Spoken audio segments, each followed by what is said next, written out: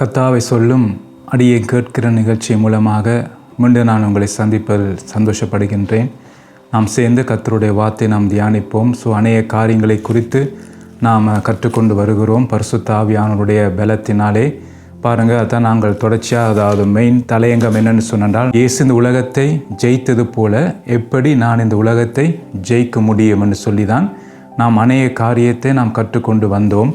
பாருங்கள், நாம் கடந்த முறை நாங்கள் அதாவது நாம் கணுக்கால் அளவை நாம் கடந்து போக வேண்டும். அப்போ எதற்கு நாம் கடக்க வேண்டும் என்று சொன்னால், பரிசுத்த ஆவியினாலே நடத்தப்படுவதற்கு.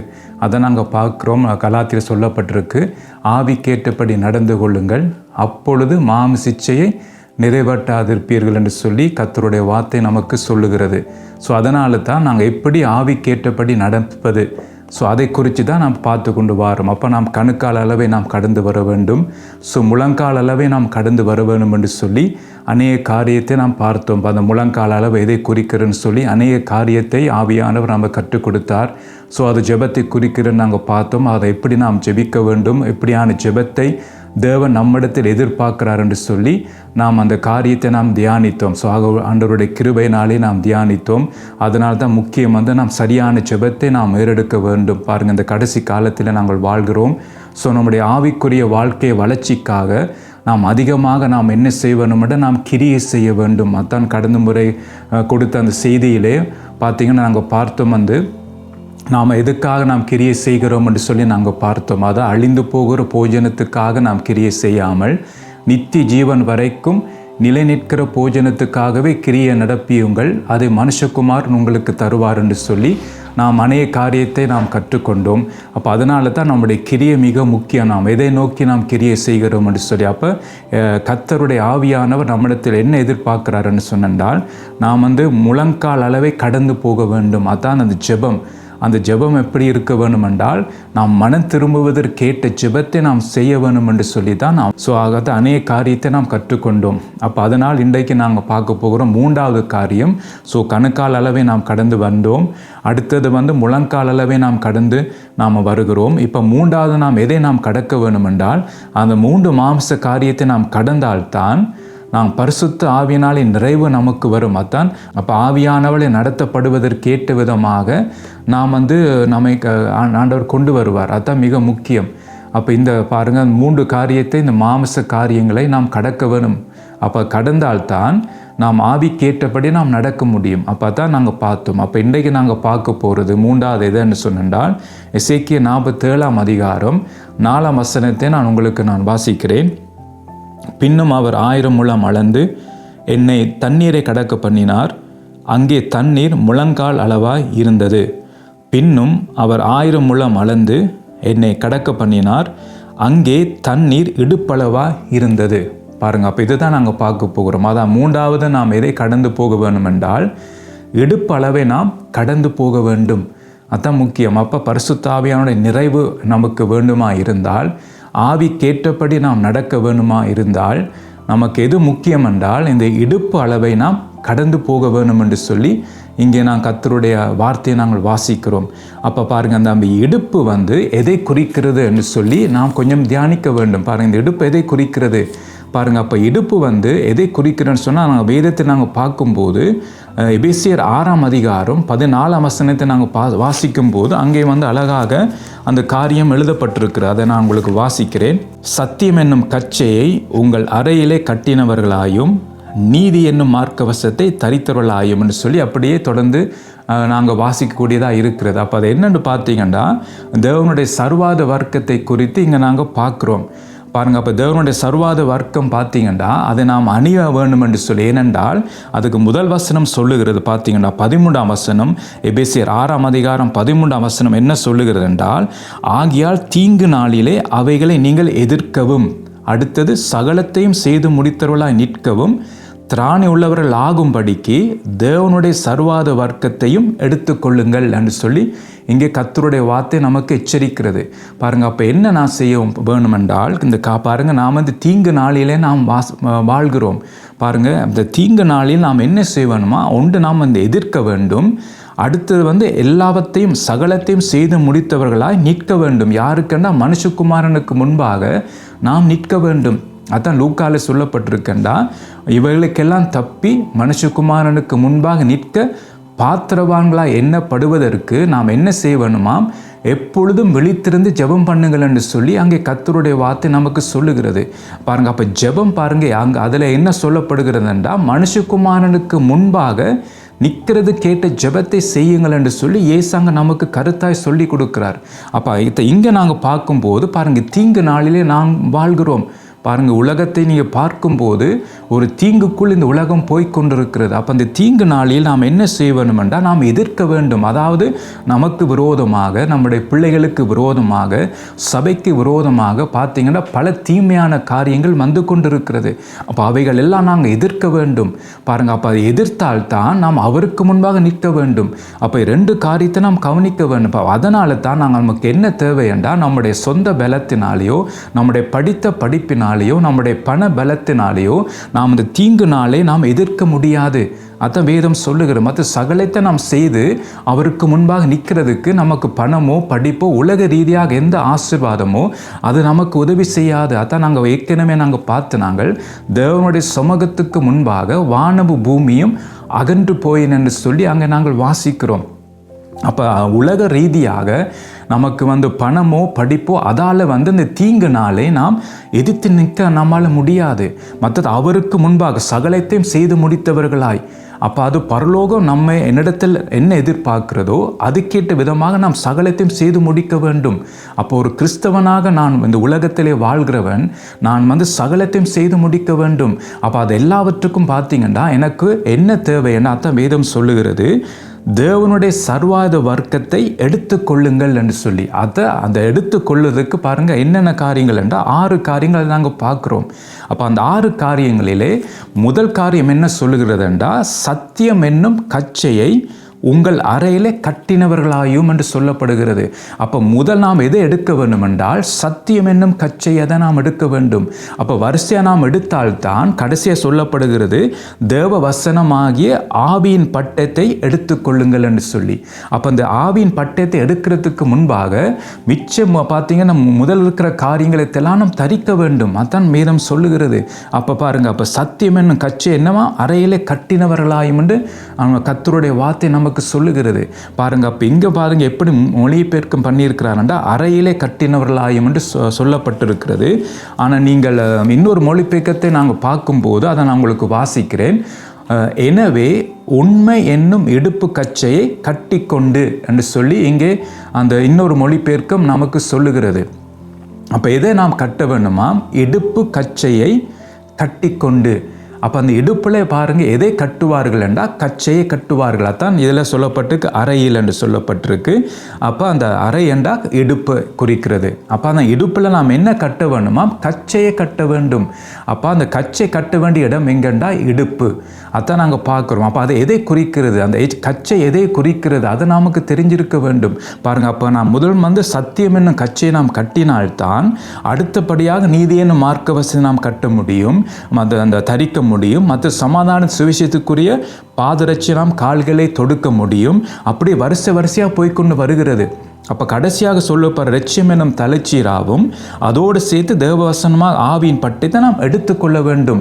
அப்போ இவைகளோடு தான் பார்த்தீங்கன்னா இந்த கடைசி நாட்களிலே நம்முடைய குடும்பத்துக்கு விரோதமாக, நம்முடைய பிள்ளைகளுக்கு விரோதமாக, நம்ம சபைக்கு விரோதமாக பல தீங்குகள் வந்து கொண்டிருக்கிறது. அப்போ நானும் நீங்களும் சரியான விதத்திலே தேவனுடைய சர்வாத வர்க்கத்தை நாம் தரித்து தான் நிற்க முடியும். அப்போ தரித்து நின்றால்தான் பாருங்கள், நமக்கு விரோதமாக வருகிற சத்துருவின் கிரியைகள் இருந்து, வானமண்டல பொல்லாத சேனைகளின் பார்த்தீங்க அந்த கிரியில் இருந்து நாம் எதிர்த்து நாங்கள் மேற்கொள்ள முடியும். அப்போ கர்த்தர் நமக்கு அந்த சர்வாத வர்க்கத்தை தந்திருக்கிறார்.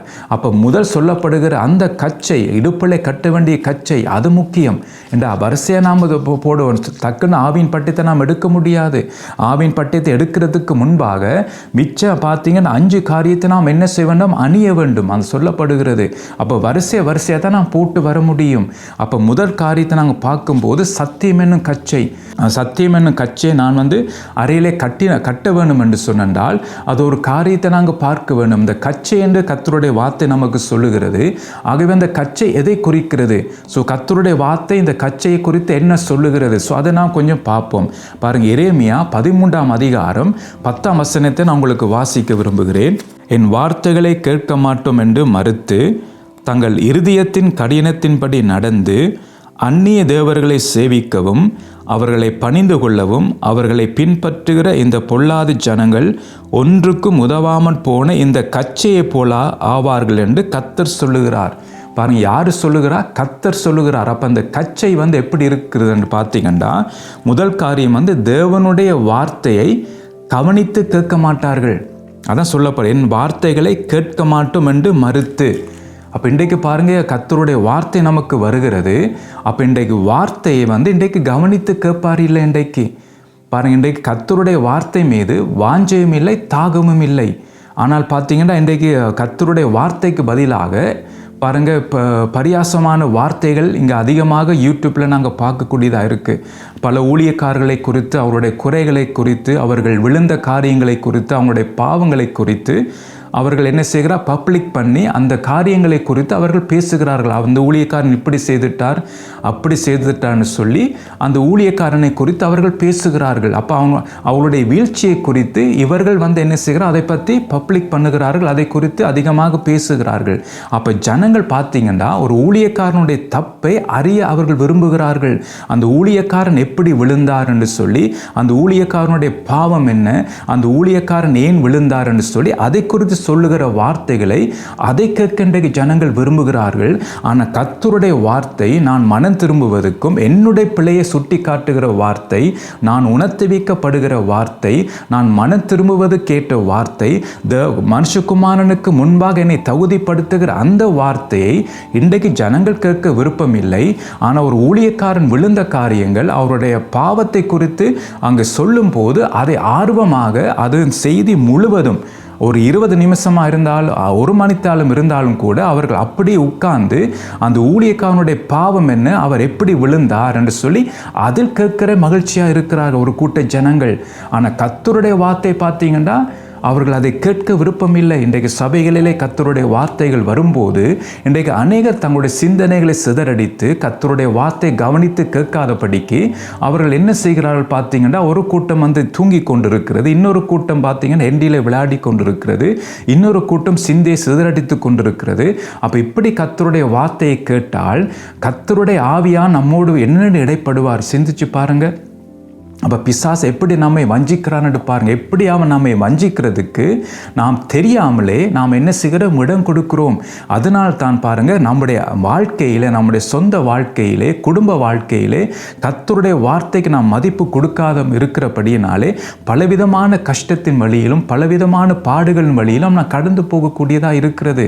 அப்போ கர்த்தர் நம்மிடத்தில் என்ன எதிர்பார்க்கிறார் என்றால், கர்த்தருடைய வார்த்தை நாம் கவனித்து கேட்க வேண்டும். பாருங்க, நம்மை எச்சரிக்கிற வார்த்தை, அது நம்மை மனம் திரும்ப வைக்கிற வார்த்தை, கர்த்தருக்கு கிட்ட கிட்டி சேர வைக்கிற வார்த்தை, அவருக்கு முன்பாக நிற்கிறதுக்கு என்னை தகுதிப்படுத்துகிற வார்த்தை. அப்போ இது என்னுடைய வாழ்க்கைக்கு மிக மிக முக்கியம். பாருங்க, எப்படி ஒரு நமக்கு வியாதி என்று நாங்கள் வைத்தியரை நாங்கள் தேடி போகும்போது அவர் நமக்கு மாத்திரை தரும்போது அந்த மாத்திரையை நாம் என்ன செய்கிறோம்? அதை எடுக்கிறோம். அந்த டாக்டர் எப்படி சொல்லுகிறாரோ, எப்படியே நாம் அந்த மாத்திரையை நாம் எடுக்க வேண்டும் என்று அவர் நமக்கு ஆலோசனை தருகிறாரோ, அந்த ஆலோசனை நாம் என்ன செய்கிறோம்? கவனித்து நாம் கேட்கிறோம். டாக்டர் என்ன சொல்லுகிறார் என்று கேட்டு அதை நாம் வீட்டை போனாலும் கூட அவர் சொல்லுகிற மாதிரியே நாம் என்ன செய்கிறோம்? அந்தந்த டைமுக்கு அந்த மாத்திரை நாம் எடுக்கிறோம். ஏன்னா நமக்கு சுகம் வேண்டும். ஆனால் இன்றைக்கு நம்முடைய ஆத்மா தொய்ந்து போயிருக்கிறது. இன்றைக்கு ஆத்மா பிசாசின் கட்டினாலே கட்டப்பட்டிருக்கிறது. இன்றைக்கு பலவிதமான பாருங்க பாவ காரியங்களினால் நாம் கட்டப்பட்டிருக்கிறோம், மாம்ச காரியத்தினாலே நாம் நடத்தப்படுகிறோம். அப்போ இதில் நாம் விடுதலை ஆக்க வேணும் என்றால் கர்த்தருடைய வார்த்தை எனக்கு முக்கியம். அப்போ அதுக்கு நான் முக்கியத்துவம் கொடுக்க வேண்டும்.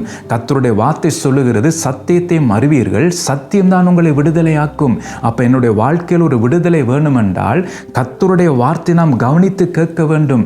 அத்தன் ஆவியானவர் சபைக்கு சொல்வதை காதுள்ளவன் கேட்க கடவன் என்று சொல்லி அங்கே பாருங்க அந்த சபைகளுக்கு சொல்லும் போது ஆவியானவர் சொல்லுகிறார். அப்போ இன்றைக்கு கர்த்தருடைய வார்த்தை எதுக்கு வருகிறது என்றால் நான் மனம் திரும்புவதற்கு. அப்போ இன்னொரு ஊழியக்காரனுடைய பாவத்தை நான் அறிகிறதுனாலே என்னுடைய விசுவாசம் வளருமான்னு சிந்திச்சு பாருங்க. ஒன்றும் நடக்காது. பாருங்கப்பா, அந்த ஊழியக்காரனை நாம் என்ன செய்கிறோம்னா தவறாக நாம் நினைத்து அந்த ஊழியக்காரனை குத்தி மற்றவர்களோடு நாம் கதித்து கொண்டிருப்போம்.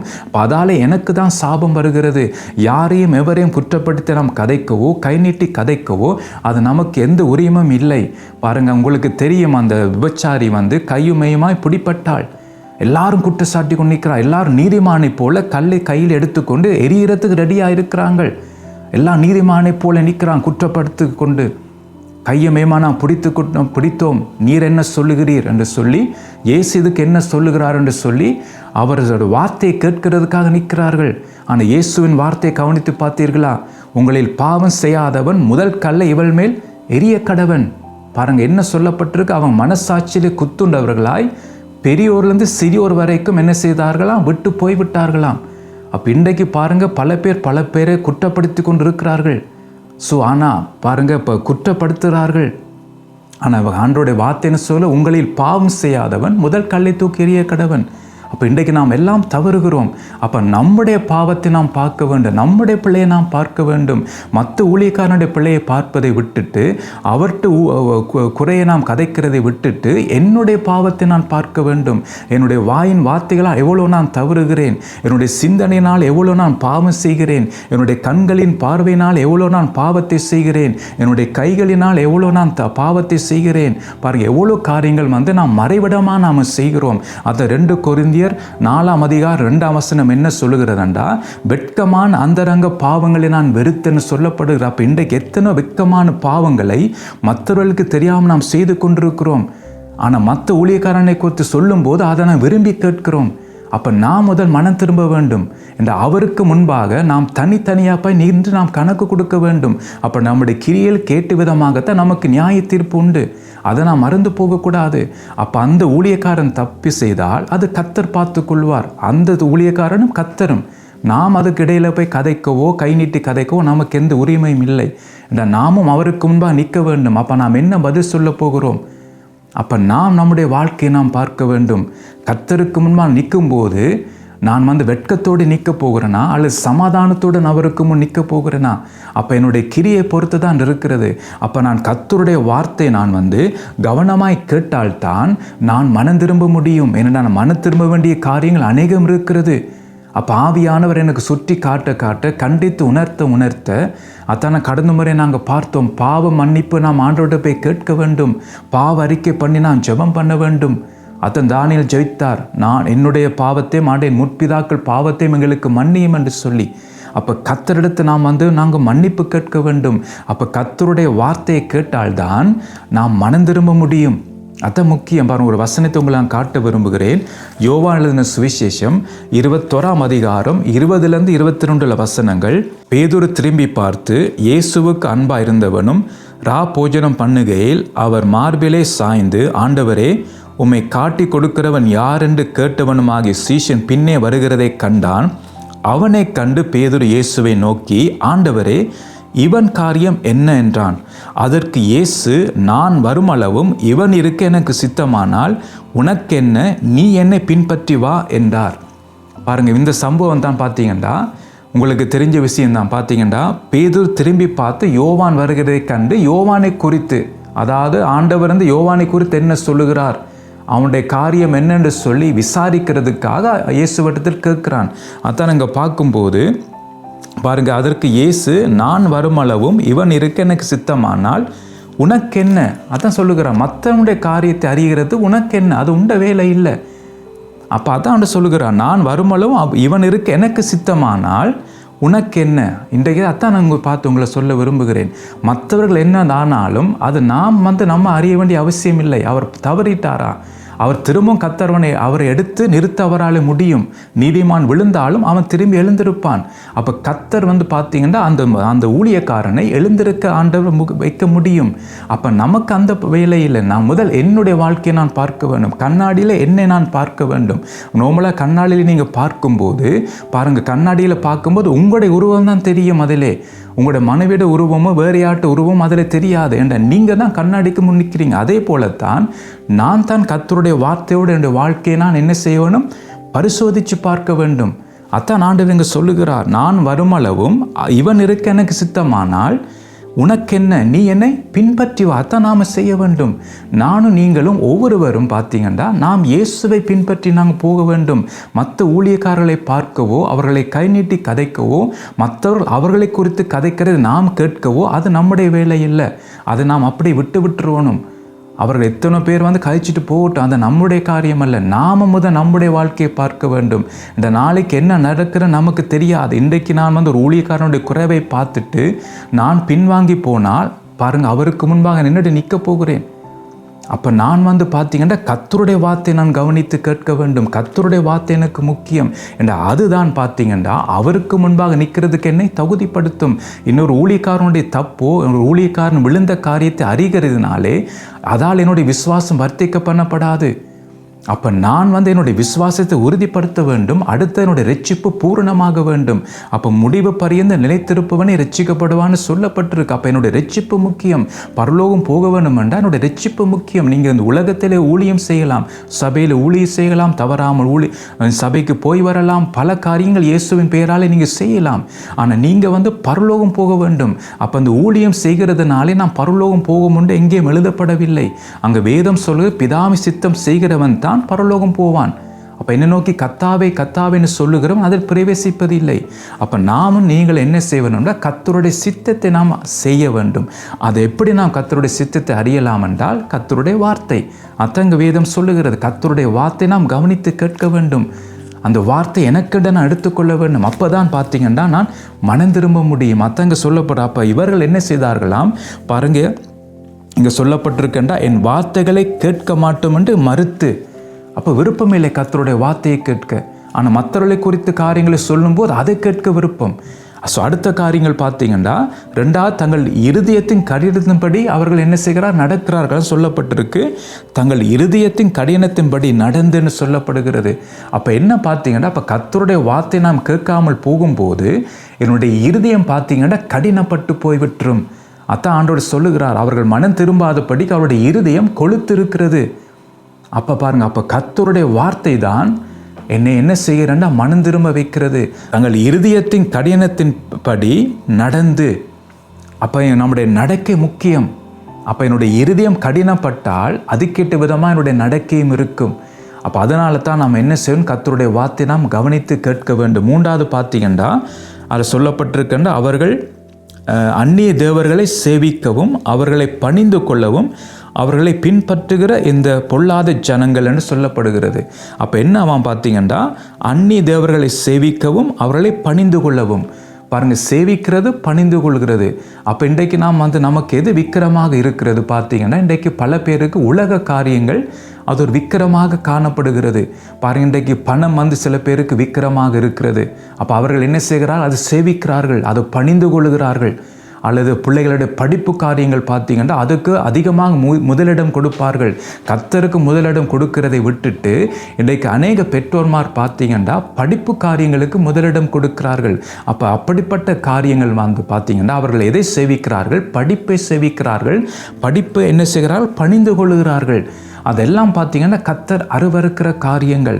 அப்போ நாம் கர்த்தரை சேவிக்க அழைக்கப்பட்டிருக்கிறோம். அவர் ஒருவருக்கே ஆராதனை செய்யவும் நாம் அழைக்கப்பட்டிருக்கிறோம். அப்போ இந்த உலக காரியங்களினாலே நாம் என்ன செய்கிறோம் என்றால் பணிந்து அதை நாம் என்ன செய்கிறோம், சேவிக்கிறோம். அப்போ அதுக்கு என்ன காரணம் என்றால் கர்த்தருடைய வார்த்தையை கேட்க விருப்பம் இல்லை. அப்போ கர்த்தருடைய வார்த்தையை கேட்காமல் நான் என்னுடைய வாழ்க்கை இருக்கும்போது என்னுடைய இதயம் கடினப்படும். அதை நாங்கள் பார்த்தோம். இரண்டாவது, இதயம் கடினப்படும். அப்போ நாம் என்ன செய்வோம், நம்ம இதயத்தின் கடினத்தின்படி நம்முடைய வாழ்க்கையை நாம் வாழ்வோம். அப்போ அடுத்த ஸ்டெப் என்ன வரும்னு சொன்னால் உலக காரியங்களை நாம் பின்பற்ற நாம் ஆர்வமாய் நாம் காரியத்தை செயல்படுத்துவோம். அத்தனை நான் பார்க்குறோம். அந்நிய தேவர்களை சேவிக்கவும் அவர்களை பணிந்து கொள்ளவும் அவர்களை பின்பற்றுகிற இந்த பொல்லாத ஜனங்கள்.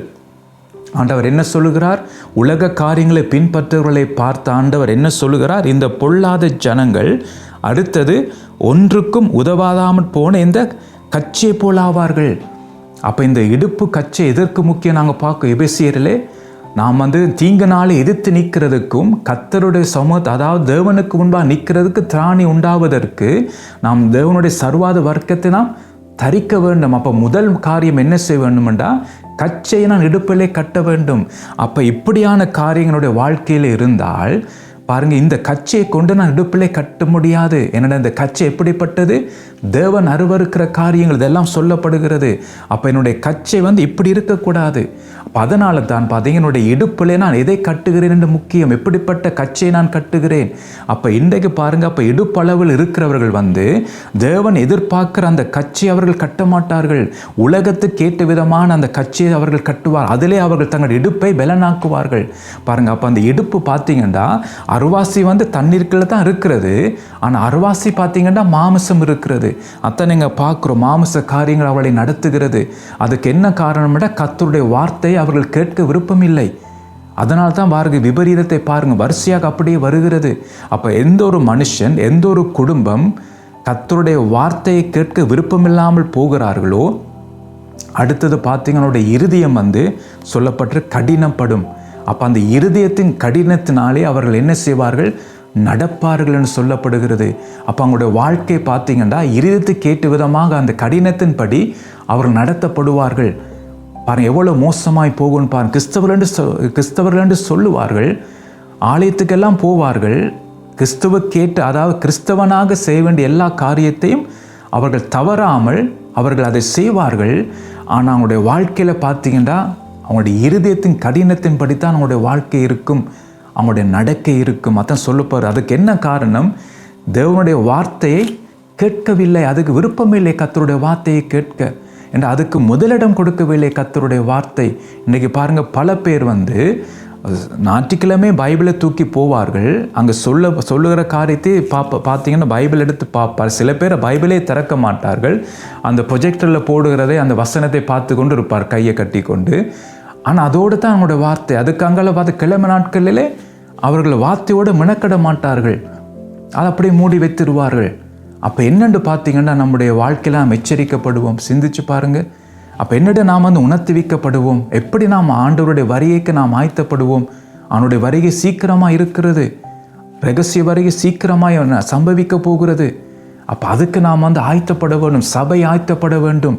அப்போ இன்றைக்கு நாம் கர்த்தருடைய வார்த்தையை விரும்பி கேட்காமல் போனால் அதோடைய வருகை விபரீதத்தை நாங்கள் பார்க்குறோம். அப்படியான கச்சையை தான் இப்போ நாம் கட்டி கொண்டிருக்கிறோம். அப்போ இந்த கச்சையை கட்டி கொண்டு நாம் தீங்கு நாள் எதிர்க்க முடியாது. அதான் எபேசு சொல்லப்படுது, தீங்கு நாளே நாம் எதிர்த்து நிற்க முடியாது, எல்லாத்தையும் செய்து முடித்தவர்களாய் நாம் நிற்க முடியாது. இப்படிப்பட்ட கச்சையோடு நாம் அதை செய்ய முடியாது. ஏனென்றா எல்லாம் உலக காரியங்கள் நம்முடைய வாழ்க்கையில் இருக்குது, எல்லாம் உலக காரியங்கள் தான். ஆனால் பார்த்தா பெயர் ரட்சிக்கப்பட்டிருக்கிறோன்ற பெயர், ஆனால் எல்லா நடைமுறைகள், எல்லா கிரிகள் எல்லாம் உலகத்தை சார்ந்ததாக இருக்கிறது. அப்போ தான் இங்கே நாங்கள் பார்க்குறோம். அப்போ நம்முடைய இருதயம் கடினப்பட்டு நாம் அதுக்கேற்ற விதமாக நடக்கிறோம், மற்ற உலக காரியங்களை நாம் பின்பற்றுகிறோம். மற்ற நாங்கள் பார்க்குறோம், அவர்கள் பாருங்கள், தேவர்களை அந்நிய தேவர்களை சேவிக்கவும் அவர்களை பணிந்து கொள்ளவும். பாருங்கள், அவர்கள் என்ன அவர்களை பின்பற்றுகிறார் அந்த காரியங்களை. இன்றைக்கு உலக முறைகளை நாம் கை கொண்டு வருகிறோம்.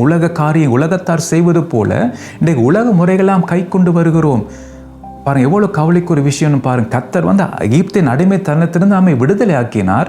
நாம் என்ன செய்கிறோம்னா, நம்முடைய இருதயத்தின் கடினத்தின் நிமித்தமாக நாம் திரும்பமாக எகிப்தின் அடிமைத்தனத்துக்கு நாம் போகிறோம். அப்போ பிசாசு நம்முடைய வாழ்க்கையில கிரியை செய்வதற்கு நாம் ஒரு திறப்பை உண்டாக்குகிறோம். அப்போ அந்த திறப்பின் மூலமாக அவன் நமக்குள் அவனுடைய இச்சையை நிறைவேற்றுறதுக்கு ஏற்ற விதமாக நம்மை நடத்துவான். அந்த 2 தீமோத்தேயு 2:26 சொல்லப்படுகிறது. அப்போ ஒரு மயக்க நிலைமையில் பிசாசு நம்ம வச்சிருப்பான். அப்போ நாம் அவனாலே நடத்தப்படுகிறோம் என்று கூட நமக்கு தெரியாமலே இருக்கும். அப்போ எவ்வளோ காரியத்தை நாம் கவனிக்க வேண்டும் என்று பாருங்க. அப்போ இந்த கடைசி காலத்தை நாம் வஞ்சிக்கப்பட்டு போகக்கூடாது. ஆதாம் ஏவாள் பார்த்தீங்கன்னா ஏதேன் தோட்டத்தில் துரத்தப்பட்டார்கள். ஏனென்றால் அவர்கள் கர்த்தருடைய வார்த்தையும் அது கேட்டு அதன்படி அவர்கள் செய்யவில்லை. கர்த்தருடைய வார்த்தையை அவமதித்தார்கள், தள்ளிவிட்டார்கள். அப்போ கர்த்தருடைய வார்த்தையை தள்ளிவிட்டு பிசாசு சொல்கிற வார்த்தையை நம்பினார்கள். பாருங்கள், அதுதான் இன்றைக்கு நாம் நடக்கிறது. அப்போ அவங்களுடைய இருதயம் கடினப்பட்டு விட்டது. அப்போ அந்த நிலைமை நமக்கு வரக்கூடாது. அப்போ அதனால் தான் நாம் எச்சரிக்கையாக இருக்க வேண்டும். அப்போ கர்த்தருடைய வார்த்தை சொல்லுகிறபடி நாம் இந்த இப்படியான கச்சையை நாம் கட்டியிருந்தால் தயவு செய்து இந்த கச்சை தூக்கி எறிந்து போடுங்கள். ஏன்னா அந்த கச்சையை கட்டி கொண்டு இருந்தால் நாம் தீங்கு நாளிலே நாம் பார்த்தீங்கன்னா எதிர்த்து நிற்க முடியாது. அந்த தீங்கு நம்மை மேற்கொண்டு விட்டுரும், நாம் எதிர்த்து நிற்க முடியாது. ஆனால் நான் கிறிஸ்தவன் சொல்லி கொண்டு இருக்கலாம், ஆனால் நம்ம அது பார்த்தீங்கன்னா நாம் எதிர்த்து நிற்க நமக்கு முடியாது. ஏனென்றால் இப்படியான கட்சியை நாம் கட்டி கொண்டிருக்கிறோம். அப்போ இந்த கட்சியை நாம் கழட்டி போட வேண்டும். அப்போ கர்த்தர் விரும்புகிற அந்த கட்சி நாம் கட்ட வேண்டும். அது அடுத்த முறை இந்த காரியத்தை நாங்கள் பார்ப்போம் அடுத்த முறைக்கு. அப்போ இப்படிப்பட்ட கட்சி நாம் என்ன செய்ய வேண்டுமென்றால் நாம் கலட்டி எறிந்து போட வேண்டும்டா. இது நமக்கு ஆபத்து, இப்படியான கச்சை. அப்போ இந்த கச்சை என்ன செய்யண்டா, மாம்சம் காரியங்கள் தான் இந்த நம்முடைய வாழ்க்கையில இருக்கும். நம்முடைய வாழ்க்கை மாம்சம் தான் நம்ம வாழ்க்கையை நடத்தும். அப்போ நாம் அரவாசி தண்ணீரில் இருந்தாலும் கூட பாருங்க, மாம்சம் தான் நம்மை நடத்தும் என்று அதுக்கு தான் நாம் இடம் கொடுக்குறேன். அப்படியான கச்சையை தான் நாம் கட்டியிருக்கிறோம். அப்போ அதான் இங்கே நாங்கள் பார்க்குறோம். அப்போ இப்படியான கச்சையை நாம் என்ன செய்யணும், தூக்கி எறிந்து விடாதான் கர்த்தர் சொல்லுகிறார்.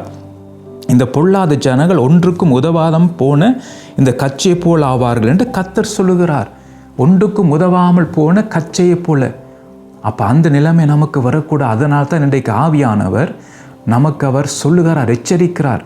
ஆகவே உங்களோட இந்த வார்த்தையை கேட்கும்போது உங்களுக்கு தெரியும் நீங்கள் எந்த நிலைமையில் இருக்கிறீர்கள் என்று சொல்லி, எப்படியான கச்சையை நீங்கள் கட்டி கொண்டு இருக்கிறீர்கள் என்று சொல்லி இந்த வார்த்தை மூலமாக உங்களுக்கு தெரியும். ஆகவே கர்த்தருடைய சமூகத்தில் ஒப்பு கொடுங்கள். ஆண்டவரே, எப்படிப்பட்ட கச்சை இந்த வேளையில் நான் கலட்டி நான் எரிந்து விடுகிறேன். ஆண்டவரே, நீர் விரும்புகிற கச்சையை கர்த்தாவின் இடுப்பிலே நான் கட்ட வேண்டும். ஆகவே எனக்கு உதவி செய்யும் என்று சொல்லி நாம் ஜெபிக்க வேண்டும். என்ற நம்முடைய ஆவிக்குரிய வாழ்க்கை முக்கியம். அவருக்கு முன்பாக நாம் எல்லாரும் நிற்க போகிறோம். நம்முடைய பிள்ளைகளும் நிற்க போகிறார்கள். அப்போ நாம் கவனமாக இருக்க வேண்டும். இந்த வாழ்கிற ஒரு வாழ்க்கை தான் இந்த வாழ்க்கை. அப்போ இந்த உலக வாழ்க்கையிலே நாம் உலகத்தில் வாழ்கிற நாட்களிலே நாம் ஆயத்தப்படத்தான் கர்த்தர் இந்த தருணங்களை தருகிறார். ஒவ்வொரு நாள் நம்ம கூட்டி தருகிறார். எவ்வளோ மரணங்கள் நடக்கிறதுன்னு பாருங்க.